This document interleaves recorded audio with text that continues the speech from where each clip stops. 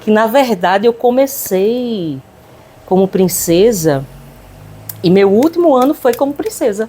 Abrimos uma mala, um som lá de um carro e saímos no Morro da Conceição, minha gente. Posso falar, né? O presidente foi a primeira rainha da Pitu na Roça.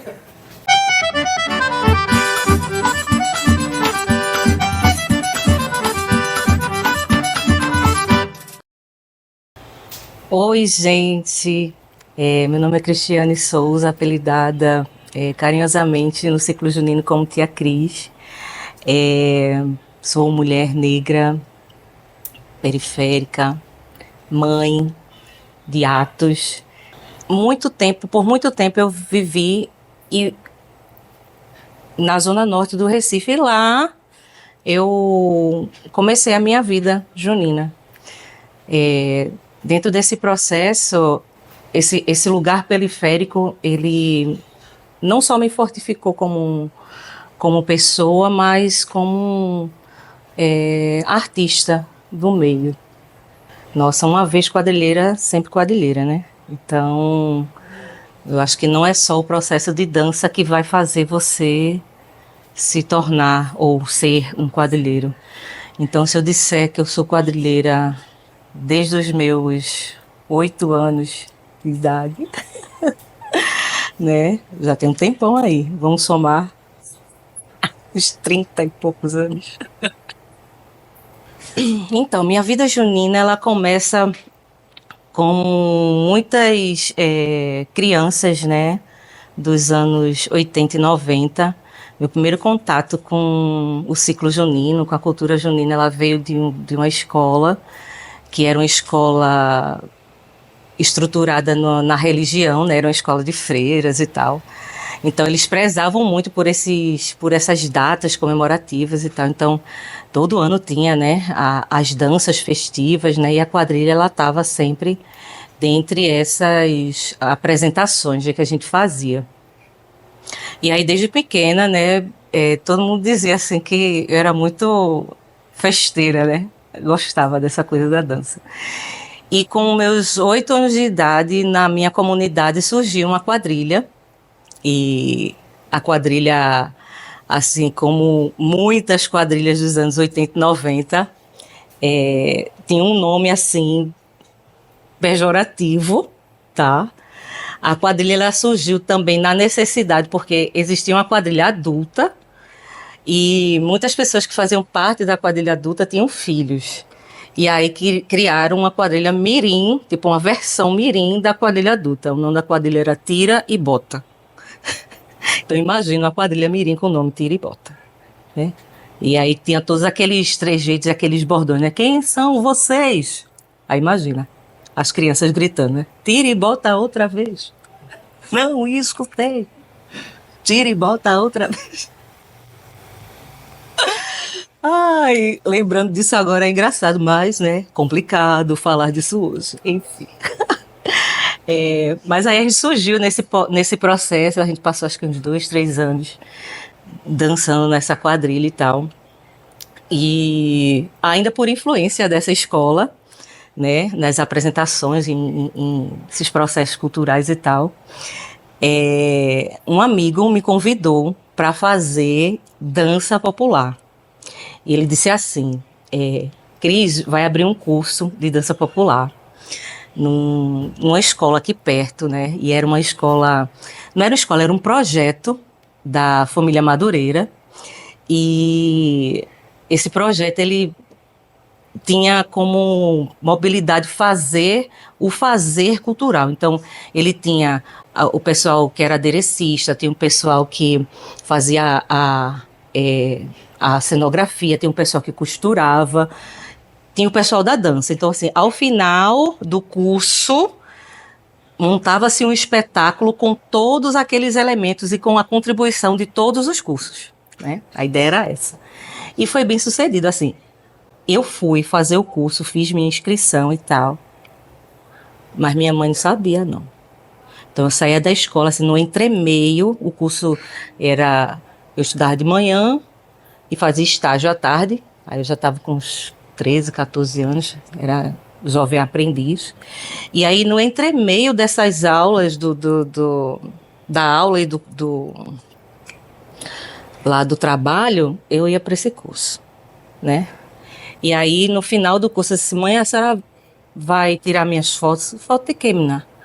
A foto do meu curso. Que curso? De dança. É o quê? Curso de dança? Sim, curso de dança, porque na minha família era assim, né? Dança pra quê? Não tem dança, minha filha. Dança corre de quenga. Não pode, né? Aí ela, né? Ela que dizia, ela foi. Claro, que ela é dessas. E manhã foi tirar minhas fotos do curso. Saíram boas? Não saíram boas. Mas está ali o registro, os registros, né? Da pessoa que foi fazer seu primeiro curso de dança popular. E eu senti, né, naquele ser criança, porque hoje eu vi que eu era uma criança, né? 13, 14 anos, a necessidade da minha comunidade. E eu dizia assim, caramba, eu recebo tanto, né? Tipo assim, eu estou numa escola, a escola não era perto de casa. Na verdade, eu nunca estudei perto de casa. Mas a escola era tipo na Jaqueira, então já havia muitas realidades diferentes, né? Da minha periferia, né? Da Zona Norte. E quando eu chegava na minha comunidade, eu dizia, caramba, eu vejo tanta coisa diferente que essas pessoas não têm. Que tal eu ofertar o que eu tenho, né?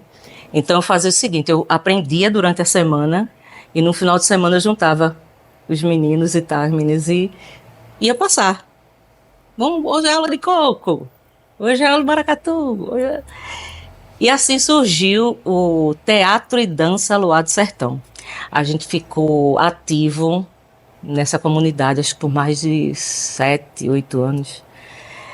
Ativos no sentido de que a gente era ativo o ano inteiro mesmo. A gente trabalhava aquelas coisas das datas comemorativas, então a liga, a associação lá do bairro, né? Sempre dizia, vai ter o quê? Páscoa, tem uma apresentação, né? Final de ano tem pastoril. E São João tinha quadrilha. E aí veio o processo, né? Esse grupo ele surgiu o quê? 98, 97, 98 ali. E aí a gente vê esse processo da competitividade da quadrilha surgir muito latente, né? Dentro da nossa sociedade. E a gente saiu para disputar, né? Tem uns registros assim na, na, na prefeitura, né? Na Secretaria de Cultura, né? Da Luar do Sertão se apresentando. Nossa, orgulhão, viu? Muito bom. Mas aí é quando eu me vejo assim, hoje, né? Caramba, geralmente as pessoas começam o contrário, elas vão dançar, aí aprende todo o processo, aí depois que está cansado ali, aí vai ser gestor, gestora de uma quadrilha, né? Eu já comecei o percurso contrário, né?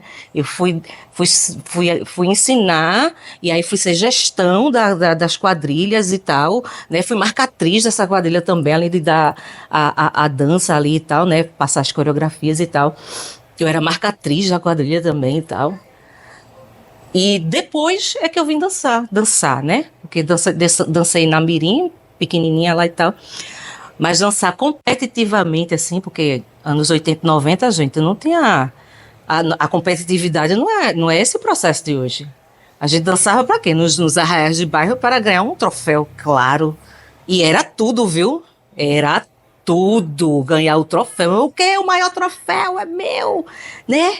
As pessoas, o que se rasgando, ganhou uma medalha, mano, clarinha, ela ali, ó, né? Representando, claro.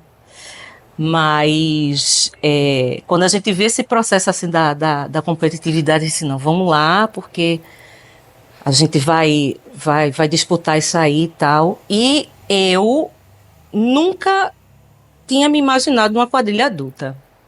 Quando eu saí da Luar do Sertão, aí eu já estava com os meus 18, 19 anos, e aí eu fui dançar na minha primeira quadrilha adulta. Foi a Origem Nordestina, no Morro da Conceição. E, gente, foi um choque de realidade, né? Então, tipo assim, você sair da sua quadrilha ali e tal, né? Que a gente fazia tudo realmente com muito esforço. Na verdade, todas as quadrilhas até hoje fazem tudo com muito esforço, mas hoje o glamour é muito maior. E, mas era uma realidade totalmente diferente. Nossa, era briga de cachorro grande no sentido de que todo mundo era muito bom. Sabe, aquelas pessoas que você ia para arquibancada para poder olhar. Caramba, como dança, velho. Aí você estava lá, eu estava lá no meio, né? Nossa. Aí eu cheguei assim, aí tinha audição na primeira semana. Vamos ver, marcar o, né? Hoje é como é? Marcar o dia do quadrado, né? Marcar o. Ah, minha filha, tinha quadrado, a gente ia fazer até pra matuta. Aí, pronto, aí. Vamos fazer, pá, pá, pá. Dancei, primeira fileira de matuta. Eu digo, eita, arrasou, querida. Que? Bora, que ela, né? Ela fechou aqui. Aí, não sei porquê, já tinham escolhido todos os destaques e tal. Que e aí a moça que ia ser princesa teve que sair. Todo mundo ficou sabendo, né? Foi um problema de saúde e tal. Aí eu disse, não, né? Vamos pegar algum outro destaque dali. Porque eram filas e filas de destaque, viu, gente? Eram tipo 4, 5 filas. Porque tinha de um tudo de destaque tinha, né? Porque o processo de competitividade já estava começando, mas não existia esse critério, o critério do tema. Ainda não era tão latente assim, né? Como é hoje. E aí eram muitos destaques. Aí eu pensei, né? Vai pegar alguém ali e tal. Aí não, e certo dia chegou a direção e falou assim: a primeira coisa, né? Você teria vontade? Quem é que não teria vontade? Claro. Mas um destaque se banca do grampo da cabeça até o sapato. Você teria possibilidade? Eu disse, estamos falando de quanto, né? Aí, X reais. Eu já estava trabalhando, tudo isso, vamos lá. Tá, poderia, mas eu levei aquilo como sei lá, qualquer coisa. No outro ensaio, aí a galera, parabéns, parabéns. Parabéns o quê, velho? Fui-me embora. No meu lugar de quê? Matuta. Giane, queremos chamar você aqui para o seu novo lugar. A nova princesa da origem nordestina. É o quê, minha gente? Ela no primeiro ano tava na linha de frente, passada, né? Mas ela foi, e ela peitou, e ela, viu? Ganhou o quê? Muitas medalhas, claro. Claro que ela ganhou. Mas foi muito bom, assim. E dentro dessa experiência, a gente passei uns 9, 10 anos em origem.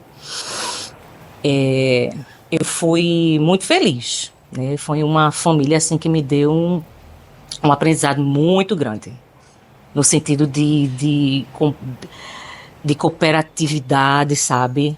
De irmandade ali, de uma galera que gostava de dançar, né?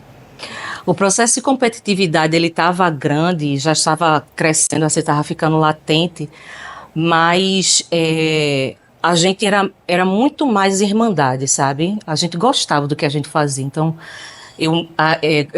eu pensando hoje, digo, a gente se sustentou muito porque a gente se gostava, assim, sabe? Era um grupo que, não vão sair não sei o que e tal, né? Porque tem aquelas coisas, tá perdendo, tá perdendo. Eu não queria nem saber, gente, que tava perdendo. Eu queria saber que tava dançando, sabe? Que tava se divertindo. E essa era o maior alegria, o maior mote pra gente era estar dançando, era estar feliz, era, sabe? E eu sempre digo assim, gente, o maior prazer, a maior satisfação para mim eram os ensaios, né? A apresentação, né? O São João em si era o fim, né? Era o fim do ciclo pra gente, né? Então, era só a proforme, né? De tudo que a gente já tinha vivido. Foi muito bom viver esse momento. Mas a vida chama a gente, né? E eu comecei minha faculdade, né? Comecei dentro da academia e foi na academia que eu me reconheci como mulher negra, né? Importante dizer isso porque se eu contar, se eu contar hoje, eu sei dizer o tempo que eu me conheço como mulher negra, né? Foi a partir da universidade, da faculdade, que eu me reconheci. Doloroso pra caramba, né? Porque é um autorreconhecimento assim forte. Mas também foi um espaço que me deu chance de pensar outras coisas, sabe? E aí quando eu saí da universidade, eu disse, eu acho que eu quero defender algo que esteja além, né? No meu curso, eu fiz o curso de letras e assim, a gente vê muito os processos da história e tal. E aí eu disse, eu quero muito que nos meus trabalhos eles tenham que ele tenha essa visibilidade, né? Meu primeiro TCC tinha o nome O Dialeto Gay na Língua Portuguesa. E ali eu já fiz uma menção à quadrilha junina. Por quê? Hoje é reconhecido como Pajubá, né? Quando eu disse anteriormente, né, que foi um choque de realidade, é porque eu vi muitas coisas na quadrilha junina que a sociedade insiste em reprimir, né? Que ele é um espaço onde a gente só está, só é. E aí eu vi aquela linguagem sendo proferida ali, muitas vezes eu não entendia, né? Passei a entender, inclusive, com o tempo. E aí eu levei isso para a academia, no sentido de que as pessoas que fazem parte dos brinquedos populares, né, que eu entendia daquele jeito, né, dos grupos de quadrilhas juninas, também eram pessoas que faziam parte das religiões de matriz africana. E, dentro desse processo, essas pessoas replicavam essa língua nesses espaços, né? Imbricando ali com o português e tal. E aí, viste o Ocó de Oxum, do tempo? Sim, catei.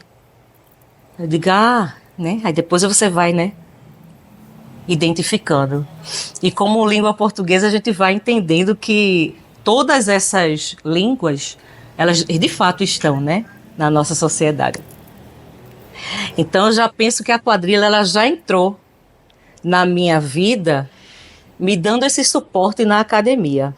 A academia me deu esse suporte para me mostrar que quem era a pessoa negra que eu sou, né? E a pessoa negra que eu me tornei e a profissional professora que eu me tornei quis defender esses espaços e essa pauta, né? E aí eu passei a entrar em grupos de estudos, né? GPEG, GEPAR, né? Fiz parte de uns 3, 4 grupos de estudos e tal. Sempre nessa linha, né? Defendendo a perspectiva racial, étnico-racial, antirracista, né? Biográfica, que pautava essas linhas. E eu adentrei, assim, profundamente nesse espaço, sabe? Parte para me aprofundar, mas muito mais para esquecer o meu lado quadrilheira.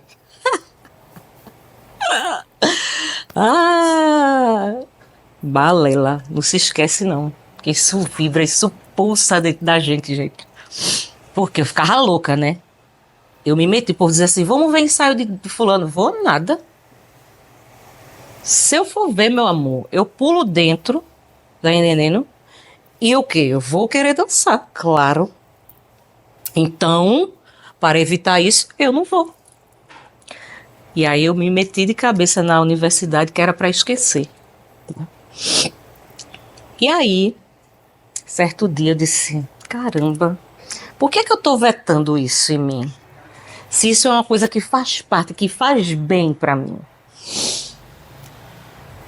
Mas também a parte da dança já não me compete tanto. Então, o que é que me resta?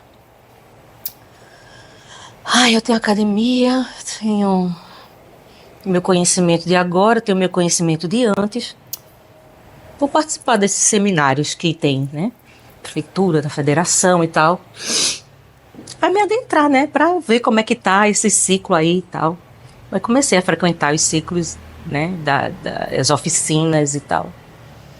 E dentro dessas oficinas eu encontrei Hugo Menezes. Ele estava palestrando lá um seminário para a Prefeitura do Recife. E o ano era 2019. E aí eu fui comentar, né, depois da palestra, eu disse, adorei, né, porque faz parte da antropologia e tal. É quadrilheiro também, né? Defendeu projetos e artigos que falavam sobre quadrilha também. E aí eu fiquei encantada, né? Disse, caramba, então há a chance, né? Há a possibilidade de eu estar na academia e falar sobre quadrilha. Ai, que massa! Quero também. Quero também. Aí eu fui comentar com ele, né? Era em 2019 e eu disse assim, Hugo, eu até pensei ano passado em produzir um artigo para falar, né? Eu senti muito forte que 2 quadrilhas ano passado falaram muito fortemente sobre a perspectiva racial, né, no ano de 2018. Foram 2 espetáculos que eu visualizei e eu disse a ele assim, Hugo, eu tenho 2 quadrilhas que eu visualizei a perspectiva racial, né, ano passado. Uma foi Origem Nordestina com Rainha, o Casamento de Oxum, e a outra foi Bravos, da Junina Evolução. E aí eu ainda pensei assim, em fazer um artigo que falasse sobre, né, essa questão racial dentro das quadrilhas, não sei o que, tá? Ele olhou pra mim e falou, artigo? Aí eu disse, né, toda envergonhada. Artigo não, mulher, isso dá um projeto de mestrado. Ai, menino, para. As entradas que todas as professoras, né, dos cursos, dos grupos de estudos que já fazia parte, dizia, né, vai, tenta o mestrado, não sei o que, não sei o que. E eu, oxe, medo, vou nada, vou não. E ele, faça. Aí eu disse, eu vi, né, que você, dentro da antropologia, né, ele, claro, porque é sobre isso que... Aí começou, né, dar aquela estigada e tal, e eu, pô, não. 2019 veio a pandemia, e aí, né, a minha desculpa de não ter tempo, porque tinha a criança pequena e tal, não tenho tempo, vai ficar em casa, pronto. Aí acabou, né, minha desculpa, né. Aí a nega sentou, foi estudar, fez o projeto dela, passou, ainda incrédula, mas foi. E aí dentro desse processo foi muito bom, interessante, adentrar novamente na academia, num curso que tinha uma perspectiva nova, né? Porque eu vim da educação, fiz meu mestrado em antropologia, mas que envolvia cultura. Então, tipo, era tudo que eu era naquele momento, né? Era o resgate do que era eu naquele momento. Então, esse meu projeto, ele falou muito sobre mim, muito. Ele, né, da pessoa que eu sou, da quadrilheira que eu sou, sabe? Muitos pedacinhos dele contam meus pedaços também, né? E essa tese que eu defendi, ela fala muito dessa perspectiva, desse recorte racial que existe, da quadrilha junina e de como ela se perpetua como um espaço que a gente diz que é um brinquedo popular, mas que, como todos os espaços dentro da nossa sociedade, elas mantêm um racismo estrutural, sabe? E de quanto isso é grave, né? Porque como brinquedo popular e feito por pessoas periféricas e estando dentro de periferias e sendo feito por pessoas pretas, ela ainda segrega pessoas, né? De quanto isso é latente ainda, assim. Então, vários pedaços, em vários momentos do meu texto, a gente fala sobre essa perspectiva, né? Em vários âmbitos, assim. Indo desde a estética até, sei lá, a atuação das pessoas dentro desses espaços, sabe? Então, essa tese ela veio para, acho que para resumir muito do que eu sou hoje, né? A Cristiane quadrilheira, a Cristiane professora, a Cristiane avaliadora, né? Porque eu acho que eu sou uma pessoa completa. Eu acho que eu já passei por praticamente todos os nichos que competem à cadeia produtiva do fazer quadrilha. Do fazer quadrilha. Eu acho que eu já bati aí. E eu acho muito massa. Dentre as minhas memórias, eu tenho muita, muita saudade mesmo, são desses encontros com as pessoas. Eu acho que de todas as pessoas que dançam hoje, ainda, que fez parte, né, da minha história, eu tenho gente em praticamente todas as quadrilhas de Recife, região metropolitana, né? Eu conheço fulano, conheço ciclano, conheço sim, né? Mas eu não levo isso para um lado ruim, não. Eu acho bom, acho legal. A minha memória, assim, eu acho que a memória mais latente que eu tenho são é a quadrilha Mirim, né? A primeiríssima, assim, que eu dancei. Não as das escolas, né? Acho que a primeira infantil, assim, que eu dancei. Que, inclusive, na tese eu cito, né, que eu fui dançar de sinhazinha. Aí, veja, uma preta dançando de sinhazinha, uma negra dançando de sinhazinha.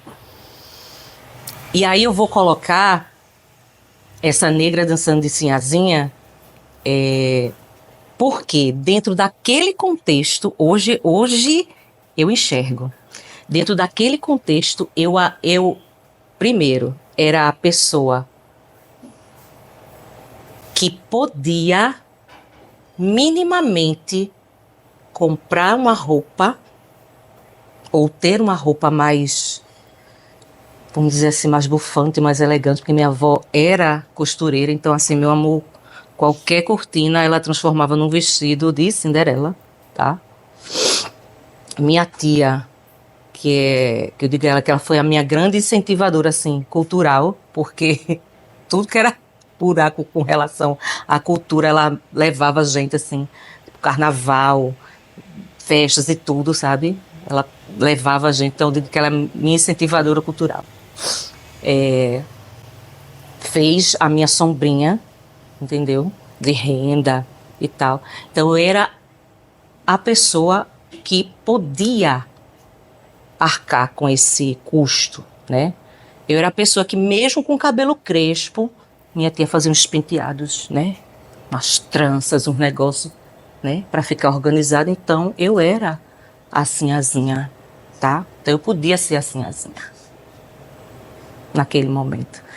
Então, hoje eu enxergo assim. E dançava só, né? Que, a priori, eu não tive par.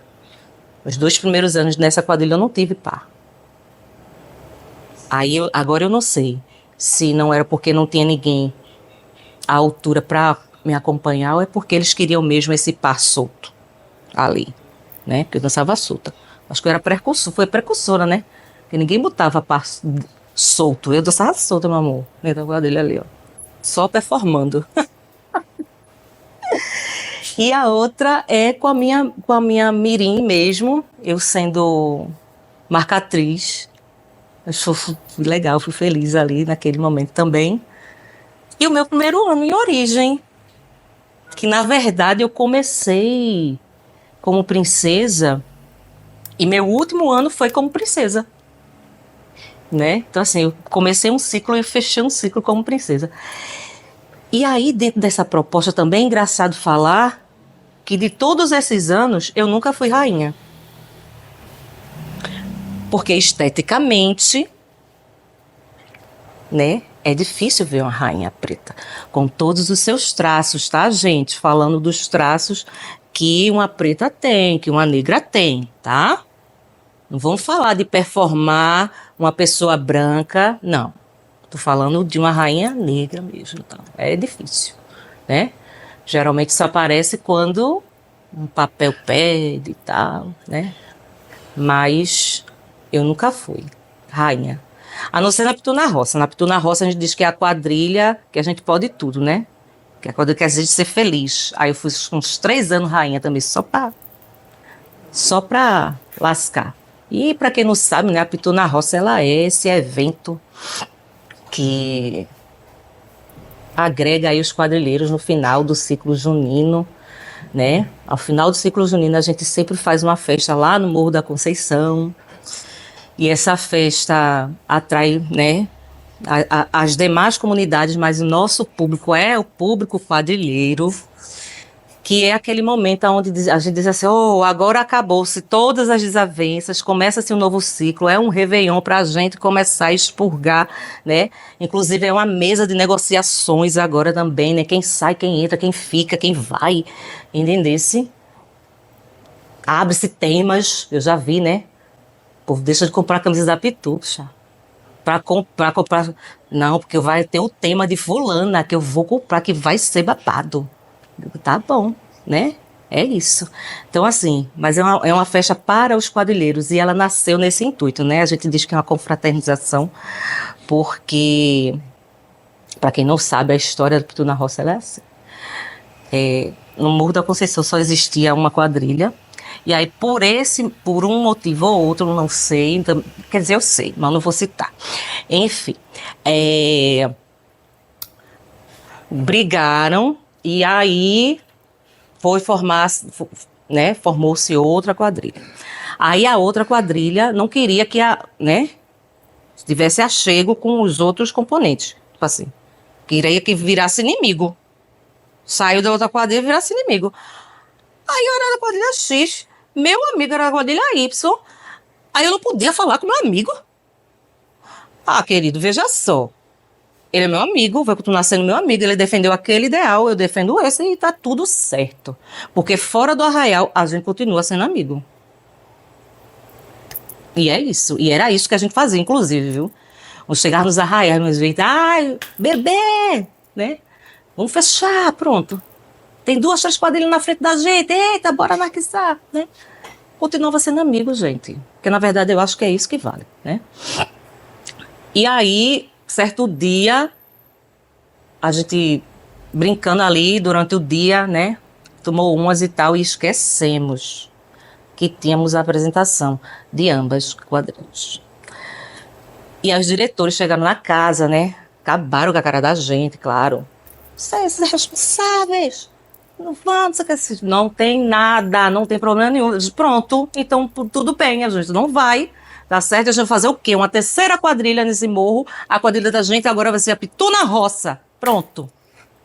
A partir desse dia, foi instituído a quadrilha dos cachaceiros. Pronto. Ei! Pegamos nossas roupas do ano, cada um com a sua, chamamos o povo das outras quadrilhas. Venha com o seu figurino, não sei o quê. Abrimos uma mala, um som lá de um carro e saímos no Morro da Conceição, minha gente. Fechando. E, obviamente, instituímos, né, os cargos. Tinha que ter os cargos, né? Agora diga como é que foi feito essa avaliação, que não era por dança, claro, era por quem bebia mais. Então, noivo e noiva tem que beber mais, aí, né, por escala, né? Rei e rainha, príncipe e princesa, coisa e tal, coisa e tal, coisa e tal. Não vou dizer nada, mas a presidente já foi rainha. Já foi rainha. Posso falar, né? A presidente foi a primeira rainha da Pitu na Roça. Não posso falar muita coisa, porque tem fotos para comprovar. Não é verdade? Eu fui princesa também de Pitu na Roça no primeiro ano. Mas também fui rainha, fui noiva, né? Olha aí. Entendesse? E a Pitu na Roça tá aí, gente. Já tá com 21, 22 anos. E é isso, sabe? Acho que comemorar São João é isso. É amizade, é... O gostoso é isso, sabe?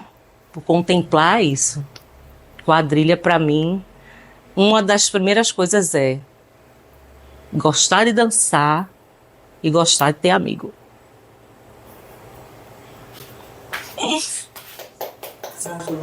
Erro!